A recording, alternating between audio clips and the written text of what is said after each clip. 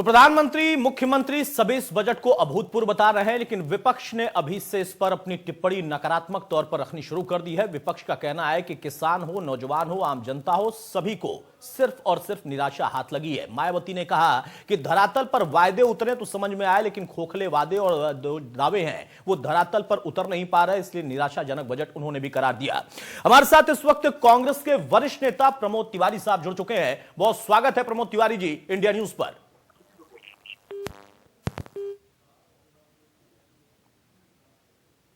चलिए, शायद इस वक्त संपर्क हमारा नहीं हो पा रहा है प्रमोद तिवारी जी से, हमारे साथ जल्दी ही वो जुड़ेंगे, लेकिन एक बार फिर से हम आपको सुना देते हैं। और जो तस्वीर इस वक्त निकल कर आई थी, आप समझिए और देखिए कि किस तरीके से जो कोरोना काल था उसके बाद जब ये बजट आया, इस बजट को बहुत ही मुश्किल घड़ी में तैयार किया गया, इसका भी जिक्र हुआ। प्रमोद तिवारी जी एक बार फिर से हमारे साथ जुड़ चुके हैं। प्रमोद तिवारी जी, बहुत स्वागत है आपका इंडिया न्यूज पर। धन्यवाद धन्यवाद। प्रमोद जी, सबसे पहली प्रतिक्रिया मैं आपसे जानना चाहूंगा, बहुत सारे बजट आपने देखे हैं और बड़ी भूमिका आपकी राजनीति में है, बहुत वरिष्ठ नेता आप हैं, क्या कहेंगे इस बजट को लेकर? देखिए, आज वक्त की जरूरत के हिसाब से ये बजट मोदी सरकार के कार्यकाल का सबसे निराशाजनक बजट मैं मानता हूं। क्योंकि आज की उम्मीद क्या थी? उम्मीद थी कि किसी तरीके से हम बढ़ाएं लोगों की क्रय शक्ति को, परचेज पावर को, और जब तक आम आदमी तक पैसा नहीं जाएगा तब तक परचेजिंग नहीं होगी। जब खरीद नहीं होगी तो उत्पादन नहीं बढ़ेगा, और उत्पादन नहीं बढ़ेगा तो बेरोजगारी नहीं दूर होगी, रोजगार के अवसर नहीं मिलेंगे। मुझे देख रहा हूं कि इसमें कॉमन मैन को कहीं से पैसा नहीं उपलब्ध कराया गया है। दूसरा, सबसे बड़ी जो मुझे दुखद जो मेरी आत्मा को चोट पहुंचा रही है, जब लोग समझेंगे तो अगर कोई भारतवासी होगा उसे पीड़ा होगी। ये भारतीय जीवन बीमा निगम LIC इस देश की सबसे ज्यादा विश्वसनीय, भरोसेमंद संस्था थी। ये एक ऐसी संस्था थी जो अपने पैरों पे तो खड़ी ही थी, जरूरत पड़ने पे सरकार को सहारा देती थी। आज आपने 49% से बढ़ा के 74% विनिवेश कर दिया, उसका फॉरेन विनिवेश। क्या करने जा रहे हैं आप? इस देश को गिरवी रखेंगे विदेशियों के हाथों में? आप ये बताएं मुझे कि एक तरफ तो मोदी जी कहते थे मैं देश नहीं बेचने दूंगा, ये क्या टुकड़े टुकड़े में आप देश नहीं बेच रहे हैं तो और कर क्या रहे हैं? BPCL बेच दिया, हवाई अड्डे बेच दिए, रेल बेच दी। अब जो सबसे विश्वास संस्था थी उसमें भी 74% विनिवेश कर दिया आपने। और एक खतरनाक पहल शुरू हो रही है, मैं अभी कोई नाम नहीं ले रहा हूं, लेकिन जो समझदार आपके श्रोता दर्शक हैं समझ रहे होंगे और आप भी समझ रहे होंगे। ये जो 100 सैनिक स्कूल, फिर से दोहरा दूं, सैनिक स्कूल, इनको प्राइवेट हाथों में आप दोगे, NGO के हाथों में दोगे, और वो NGO को प्राथमिकता दोगे जो अस्त्र शस्त्र चलाने की फिर निपुणता रखते हो, ट्रेनिंग रखते हो। तो क्या करने जा रहे हो? सैनिक स्कूलों से भारत के सैनिक ट्रेन करने की जिम्मेदारी या उनकी प्रारंभिक शिक्षा आप किन संस्थानों में देने जा रहे हो? मैं फिर कहना चाहता हूं, नाम नहीं ले रहा हूं, लोग समझ रहे हैं। अगर ये होने जा रहा है तो देश के लिए बहुत ही दुख भरा। प्रमोद जी, मैं चाहूंगा अगर आप कह रहे हैं तो खुलकर कहिए, आप नाम भी लीजिए, आपका अधिकार है ये लोकतंत्र में। निश्चित रूप से अगर भाजपा करेगी तो भाजपा से जुड़े संगठन जो इस तरह के चलाते हैं, ट्रेनिंग देते हैं, वही तो उन्हीं को तो देंगे। ठीक है, चलिए, आपने स्पष्ट ही कर दिया कि भाजपा को ही मिलेगा या उनके लोगों को मिलेगा। लेकिन एक बात जो बजट पर आपने कहा, उस बात से ही मैं सवाल निकाल रहा हूं। आपने कहा कि मोदी सरकार के कार्यकाल का सबसे निराशाजनक ये बजट है, यानी इसके पहले कांग्रेस जब कहती थी इस तमाम बजटों को कि वो निराशाजनक है, वो इससे बेहतर थे, आप मान रहे हैं?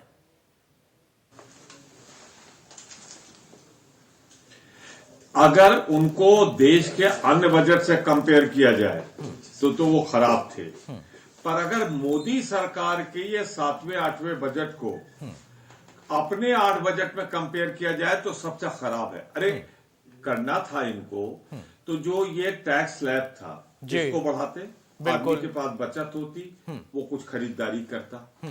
आपने किया क्या? कि 75 साल के उम्र के ऊपर के लोगों को टैक्स में तब छूट मिलेगी जब कोई और धंधा पानी न कर रहे हो।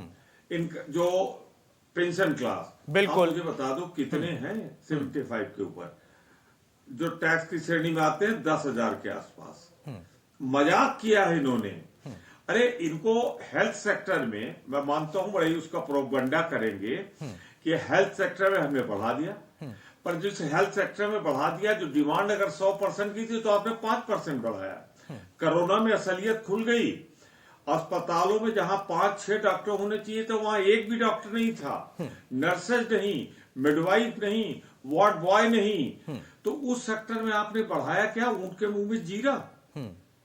तो कुल मिला के मैं ये कहूंगा कि अब तक का सबसे खराब और खतरनाक जीवन बीमा निगम को बेचना, 100 सैनिक स्कूलों को एनजीओ को देना, सेना के क्षेत्र में, सेना से जुड़े क्षेत्र में सेना की आहट लिए हुए क्षेत्रों में सैनिक स्कूल के बच्चे जाते थे।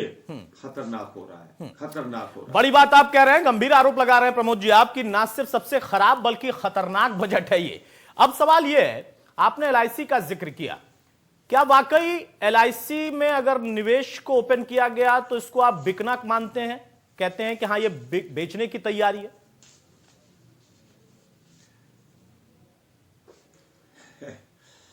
अच्छा, निवेश जब 4% लोगों का होगा तो 74% की हिस्सेदारी ज्यादा होगी कि जो बाकी बचे 26% है उनकी हिस्सेदारी ज्यादा होगी? भाई सीधी सी बात है। तो अगर फॉरेनर्स 74% तक आ गए और हम हिंदुस्तानी 26% रह गए तो बेचा नहीं तो और क्या किया है? On sale. मोदी जी देश को टुकड़े टुकड़े में बेच रहे हैं। बीपीसीएल बेचा, पेट्रोलियम बेचा, हवाई अड्डे बेचे, ट्रेन बेची, किसान की खेती बेचने जा रहे हैं। कानून बन चुका, पास हो चुका है। अब जीवन बीमा, अब रिजर्व बैंक बचा है। अगला कदम रिजर्व बैंक। चलिए, आप तो बहुत ही ज्यादा सोच गए हैं, आपको लगता है कि अगले बजट में अब रिजर्व बैंक की बारी है। लेकिन प्रमोद जी, आपने जो बात कही बहुत महत्वपूर्ण कही कि टैक्स स्लैब, एक आम व्यक्ति, मैं हूं, आप हूं, कोई भी एक आम व्यक्ति टैक्स स्लैब में जरूर चाहता है कि हर बजट में कोई भी सरकार हो, आपकी सरकार थी, आएगी भविष्य में, या मौजूदा सरकार है, उनसे ये उम्मीद एक आम व्यक्ति, कॉमन मैन करता है। लेकिन प्रधानमंत्री ने अभी अभी कहा अपने संबोधन में कि इस बार तमाम एक्सपर्ट्स ये मान बैठे थे कि सरकार का जब बजट आएगा तो इस बजट में आम जनता पर मौजूदा परिस्थितियां जो कि बन चुकी हैं कोरोना काल के बाद या कोरोना काल में, उसमें आम जनता पर बोझ बढ़ाएगी सरकार। वैसा ना करके सरकार ने आम जनता के लिए और बजट को बढ़ाया है, खोला है क्षेत्र रोजगार के लिए, एमएसएमई सेक्टर के लिए, तमाम चीजों का उन्होंने जिक्र किया, बोझ नहीं बढ़ाया।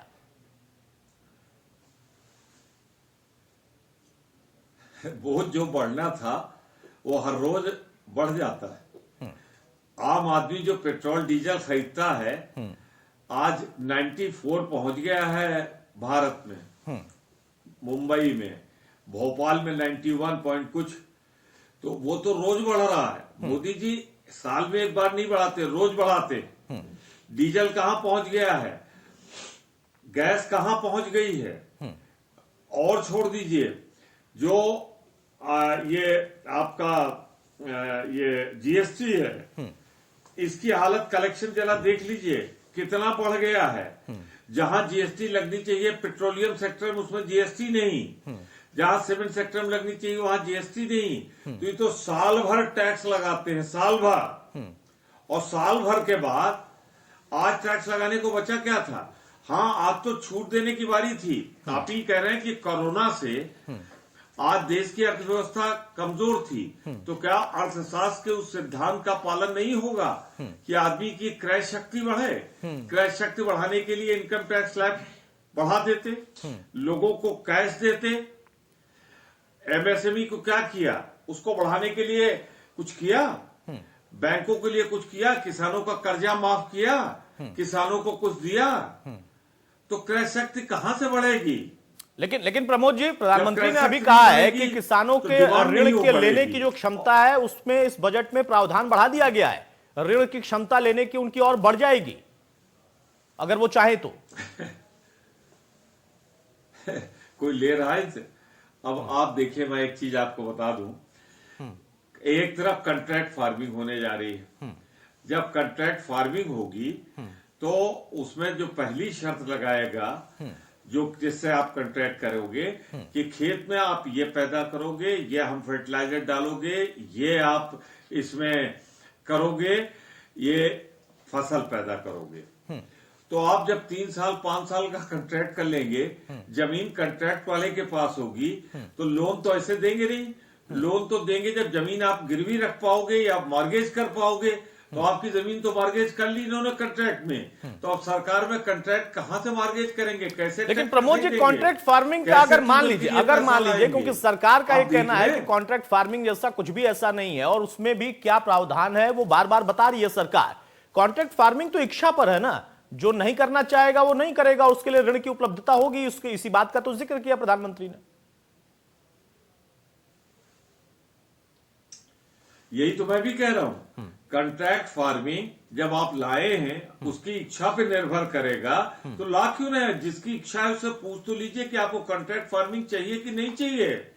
किसान अगर कहे कि हाँ ये लाओ तो लाओ। ये आपने जब ला रहे थे कानून तो पहले उनसे पूछ लेते। दूसरी बात जिनकी कंट्रैक्ट फार्मिंग में मैंने उनकी बात बता दी। जब आप एमएसपी की गारंटी नहीं दोगे तो आखिरकार किसान अपना, आज उत्तर प्रदेश में 10 रुपए 11 रुपए में धान बिक रहा है, आपका एमएसपी है 17 रुपए 16 रुपए कुछ पैसे, तो किसान के पास तो लागत नहीं निकल रही है, तो ट्रैक्टर कैसे खरीदेगा, कैसे लोन लेगा, कैसे लोन लेगा तो अदा कैसे करेगा? तो ये तो बिल्कुल एक इम्प्रैक्टिकल है ना, अव्यवहारिक है। जब किसान की क्षमता बढ़ेगी तभी तो लोन लेगा। ठीक है प्रमोद जी, किसानों का अगर आप जिक्र कर रहे हैं तो आपने एक तरफ टैक्स स्लैब, यानी एक आम आदमी जो कि नौकरी पेशा है, इनकम टैक्स भरता है, उसके लिए स्लैब में बदलाव नहीं हुआ, इस बात को उठाया। मौजूदा परिस्थिति में कानून को लेकर, आंदोलन को लेकर इस बजट में क्या वाकई एक उम्मीद थी उस वर्ग को कि यहां एक बड़ा फोकस्ड ऐलान उनके लिए होगा, या प्रधानमंत्री ने जिस बात का जिक्र किया कि ऐलान हुआ भी है और उसका किसानों को, ग्रामीण क्षेत्र को लाभ भी मिलेगा, उसको आप मानते हैं कि सही है, व्यवहारिक है? शून्य बटा सन्नाटा है। क्या फायदा दिया? किसान जिस पे कर्जा था, जो आत्महत्या कर रहा था, क्या उसका कर्जा माफी का ऐलान हुआ? क्या उसे एक आर्थिक सहायता के रूप में आप देते कि हर किसान को पर बीघे या पर एकड़ हम इतना पैसा देंगे, उसका ऐलान हुआ? हाँ, ऐलान हुआ। एक चीज का कि कांग्रेस के सरकार में, हमारी सरकार में पेट्रोल और डीजल के बीच में 3 गुने का फासला होता था, कम से कम आधा होता था। आपने डीजल पेट्रोल का दाम कम कर दिया, बराबर कर दिया, खाद की सब्सिडी कम कर दी, खाद का दाम बढ़ा दिया, तो इनपुट लागत बढ़ा दी, और जो प्रॉफिट है उसको कम कर दिया। तो किसानों के साथ तो आपने कहर बर्पा किया। आप कर्जे ही माफ कर देते। आज आप कह देते डीजल आधे दाम पे मिलेगा क्योंकि वो पेट्रोल उसको कम चाहिए, उसको ट्रैक्टर में डीजल लगता है, ट्यूबवेल में डीजल लगता है, मड़ाई में डीजल लगता है, कटाई में डीजल लगता है, तो वो तो डीजल का दाम आपने कम नहीं किया हो, तो पेट्रोल के बराबर जो लग्जरी, यानी जो BMW और मर्सिडीज में चलेगा वो भी वही दाम देगा जो ट्रैक्टर वाला देगा। अरे हद हो रही अंधेर की। प्रमोद जी, प्रधानमंत्री आत्मनिर्भर भारत का भी जिक्र कर रहे थे और इस योजना का भी जिक्र इस बजट में हुआ। आपको लगता है कि हां, एक विपक्ष के नेता होने के नाते ही सिर्फ विरोध नहीं करना है, बल्कि हां, यह हो सकता है कि इस योजना से आत्मनिर्भरता बढ़े, कल को अगर आपकी सरकार आए तब भी इस योजना से भारत आत्मनिर्भर होगा, ना कि कोई पार्टी जो कि सत्ता में बैठी है? देखिए, भाषण में भारत आत्मनिर्भर होगा ये तो मोदी जी बोल सकते हैं। मैं तो इस बजट में चाहता हूं मुझे बताएं कि आत्मनिर्भरता की ओर से कौन सा कदम उन्होंने बढ़ाया, कैसे आत्मनिर्भर होगा। एक तरफ जीवन बीमा निगम, जो हमारी पूंजी वो आप विदेशियों को दे रहे हैं, आत्मनिर्भर कर रहे हैं आप हमको। सैनिक स्कूल, जो सेना का एक तरह की प्रारंभिक शिक्षा दीक्षा थी, उसका प्राइवेटाइजेशन कर रहे हैं। ये आत्मनिर्भर भारत है क्या? आत्मनिर्भर भारत इस तरह हो जाएगा कि किसान सड़कों पे बैठा है 2 महीने 2.5 महीने से, ये जो 80% देश की आबादी कृषि पे है वो वहां बैठा है। आत्मनिर्भर बनाना, भाषण में मेक इन इंडिया करना, 21 बिलियन डॉलर कितने की इकोनॉमी करना भाषण में है। असलियत क्या है? -7% जीडीपी है। कहां से आत्मनिर्भर भारत हो जाएगा?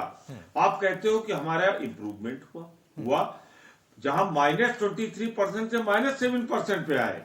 अभी तो आप वहां भी नहीं आए जहां हमने छोड़ा था आपको। तो कैसे आत्मनिर्भर होगा भाई? समझाए मुझे, अगर आपके पास कोई हो तो आप ही मुझे बता दें। नहीं, आप इतने वरिष्ठ नेता, आपको मैं क्या समझा सकता हूं प्रमोद जी। लेकिन सरकार के बजट के बारे में हम चर्चा जब कर रहे हैं, वो हमारा बजट है, पूरे देश का बजट है, वहां पर एक बात और निकल कर आई कि अलग अलग क्षेत्रों में मौजूदा जो चुनौतियां थी वहां पर उसके बावजूद उसका दायरा बढ़ा है, बजट साइज बढ़ा है, ना कि कम हुआ है। इसको तो मानते हैं कि हाँ, कम से कम इतनी बड़ी चुनौती के बीच में सरकार ने कुछ बढ़ाने का काम किया, या वहां पर भी आपको लगता है कि कुछ नहीं है, सिर्फ बातें हैं और भाषण है?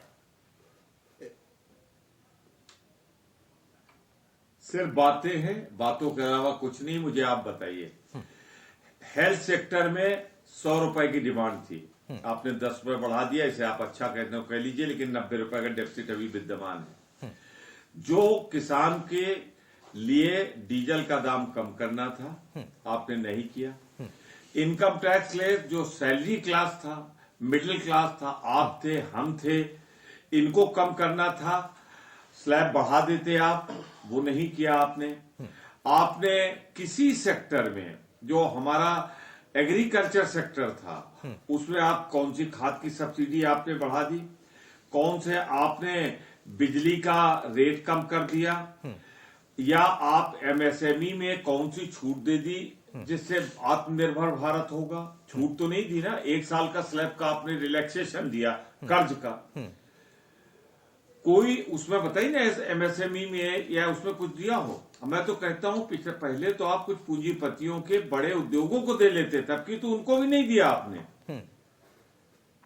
अगर उनको दे देते तो फिर आप और आपकी पार्टी के नेता राहुल गांधी कहते थे कि उनको दे दिया, तो सरकार ने कम से कम वो मौका तो आपको नहीं दिया, पूंजीपतियों को भी नहीं दिया। ठीक है, ठीक है, लेकिन उनको नहीं दिया तो एमएसएमई और स्मॉल स्केल को दे देते। पर मैं फिर कह रहा हूं, चिंतित हूं, परेशान हूं। सैनिक स्कूलों का प्राइवेट और उन संगठनों को देना जो शस्त्र चलाने की ट्रेनिंग देने की क्षमता रखते हो। और आज काला दिन है देश के इतिहास का, जब भारत जीवन बीमा निगम, जिसमें आम भारतीयों का विश्वास था, आज वो विश्वास गिरवी रख दिया गया। मैं दुखी हूं इस बात से। आखिरी सवाल प्रमोद जी, वैसे तो अव्यवहारिक होगा, लेकिन फिर भी मैं पूछूंगा, क्योंकि आपने इससे खतरनाक बजट करार दिया है, तो नंबर कैसे इसको आप देंगे? लेकिन फिर भी प्रमोद जी की नजर से 10 में से कितने नंबर का हकदार है बजट? माइनस जीडीपी 7 है, तो इसे मैं माइनस दूंगा।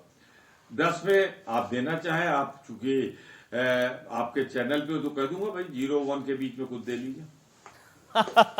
ठीक है प्रमोद जी, बहुत शुक्रिया अपना वक्त हमें देने के लिए, हमारे साथ जुड़ने के लिए। तो प्रमोद तिवारी, कांग्रेस के वरिष्ठ नेता, उनका कहना है कि ना सिर्फ यह बजट निराशाजनक है, बल्कि उन्होंने यहां तक कह दिया कि बजट खराब भी है और खतरनाक भी है। वहां पर उन्होंने एलआईसी का और सैनिक स्कूलों का जिक्र किया कि विदेशी निवेश या निजी हाथों में अगर यह जाएगा तो यह अपने आप में बहुत खतरनाक है। हालांकि यह नजरिया होता है, आप समझे, कई बजट आपने भी देखा होगा, आगे भविष्य में देखेंगे। सरकारी पक्ष कहता है बहुत बढ़िया है, विपक्ष कहता है इससे खराब कुछ हो नहीं सकता। प्रमोद जी ने इससे अलग हटकर यह कहा कि मोदी कार्यकाल में यह सबसे निराशाजनक बजट है, यानी कम से कम उन्होंने माना कि इसके पहले वाले बजट इससे बेहतर थे। कांग्रेस कहती थी कि सारे बजट खराब है।